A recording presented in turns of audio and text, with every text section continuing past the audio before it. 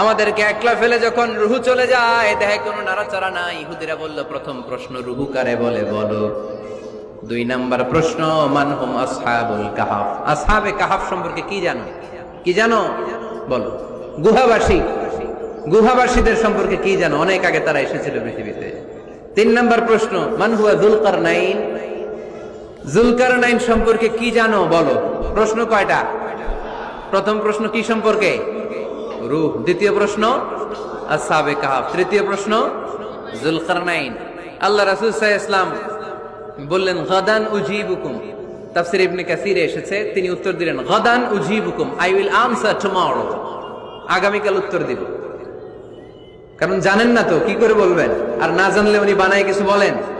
কারণ কোরআন তো পরিচয় দিয়েই দিল, তিনি মন গড়া কখনো কিছু বলেন। আগামীকাল উত্তর দিব। ওরা আগামীকাল উত্তরের জন্য হাজির, কিন্তু ওহী আসে নাই, উনি বলতেও পারে না। বিশ্বনবী আবার বললেন, গাদান উজিবুকুম, আগামীকাল দেব। তারপরের দিন ইহুদিরা এসে হাজির, বিশ্বনবী উত্তর করতে পারেন না। বিশ্বনবী আবার বললেন, গাদান উজিবুকুম, আগামীকাল বলে দেব। আগামীকাল ওরা এসে হাজির, তৃতীয় দিনও তিনি পারেন না। এসে হাসাহাসি শুরু করছে, এই মক্কার লোকেরা দেখো, এই লোকটা এতদিন তোমাদেরকে ভুল বুঝাইছে। এই লোকটা এতদিন বলেছে তিনি নবী। তিনি যদি নবী হতো, তিনি তো প্রশ্নের উত্তর করতে পারতো। পারে না কেন? পারে না কেন? এটাই প্রমাণ করে তিনি নবী নয়। তিনি যদি পারতো, উত্তর দিয়ে দিত। আপনারা এদিকে তাকান কেন? ডানে কি অ্যাম্বুলেন্স যাচ্ছে, তো আপনাদের কি হয়েছে? আপনারা এদিকে তাকান। তিনি যদি জানতেন তাহলে তো উত্তর দিতেন। পারেন না কেন? 3 দিন 4 দিন, আহা, নবীও লজ্জায় অসহায়, উত্তর দিতে পারেন না। টানা 15 দিন, টানা কয়দিন ওহী আসে নাই, নবী উত্তরও দিতে পারে না।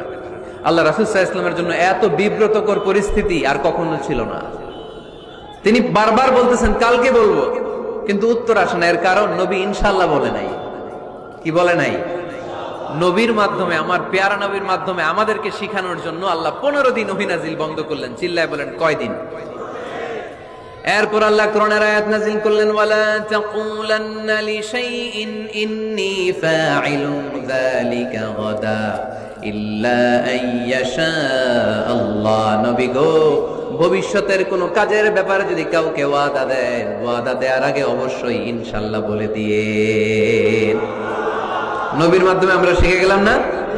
এবার আল্লাহ 3টা প্রশ্নের উত্তর জানাই দিলেন। ইয়াসআলুনাকা আনির রূহ কুলির রূহু মিন আমরি রাব্বি ওয়া মা উতীতুম মিনাল ইলমি ইল্লা কালিলা।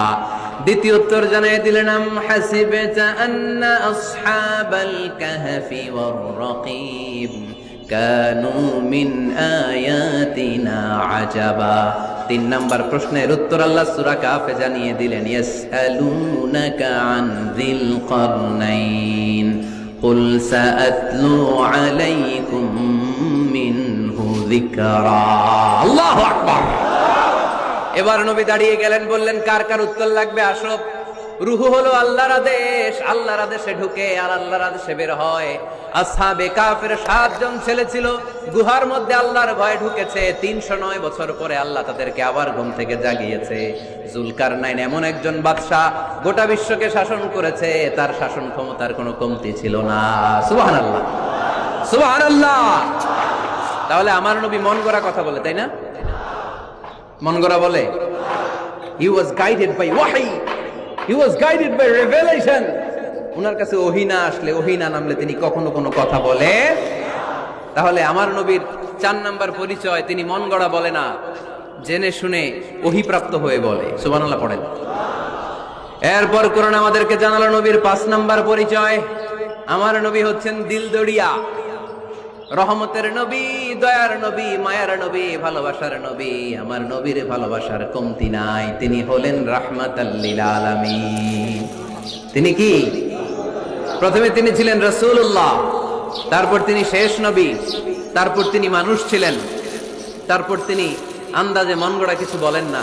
5 নম্বরে কোরআন বলল তিনি রাহমাতাল লিল আলামিন। তিনি কি? আরো জোরে বলেন, সবাই বলেন। মুখস্থ হয়েছে? পরিচয় দিতে পারবেন না নবীর? তিনি কি? রাহমাতাল লিল আলামিন। ইন্ডিয়ান নায়িকাদের নাম তো খুব মুখস্থ।